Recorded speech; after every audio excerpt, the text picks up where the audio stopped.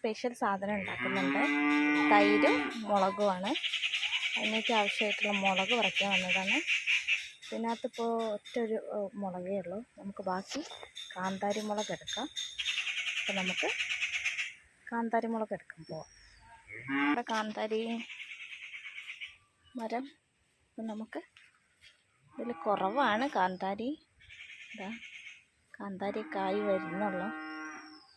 ഇത് നമുക്കിത് പൊട്ടിച്ചെടുത്തിട്ട് നമ്മളിന്നത്തെ ഉച്ചയ്ക്കുള്ള ഊണിലേക്കുള്ള റെസിപ്പി നോക്കാം.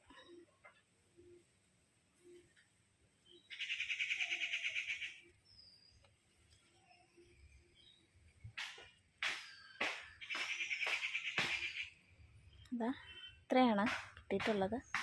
നമുക്കിത് വെച്ചിട്ടൊന്ന് ഊണിലേക്കുള്ള ഒരു റെസിപ്പി ഉണ്ടാക്കാം.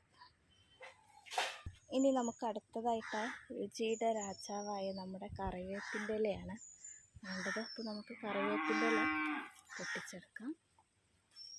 ഇതൊരു 2 അല്ലിയാണ് വേണ്ടത്.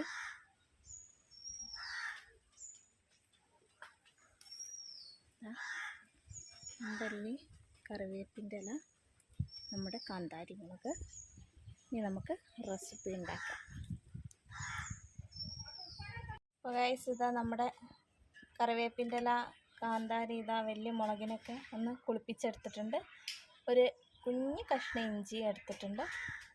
നമുക്ക് ആവശ്യമായിട്ടുള്ള മിൽമയുടെ കേടാണ് നമ്മൾ എടുത്തിട്ടുള്ളത്. അപ്പോൾ ഇതൊന്ന് മിക്സിയിൽ അടിച്ചെടുക്കാൻ പോവാണ് കേട്ടോ.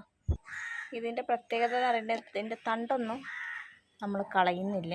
ഇതിങ്ങനെ ഇട്ടിട്ടാണ് അടിച്ചെടുക്കുന്നത്. നമ്മുടെ മുളക് ഇട്ടോ. ഇനി നമുക്ക് കറിവേപ്പില ഇടാം.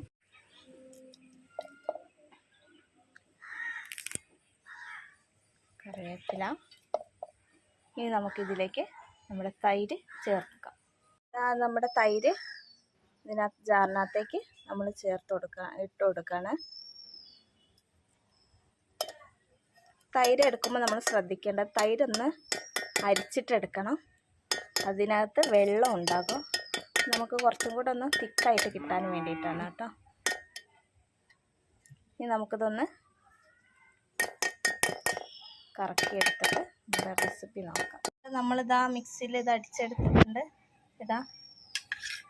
നമ്മുടെ ഉച്ചയൂണിലേക്കുള്ള തൈര്, പച്ചമുളകൊക്കെ റെഡി ആയിട്ടുണ്ട്. നമ്മൾ ഇതിനകത്ത് ഉപ്പ് ചേർത്തിട്ടില്ല.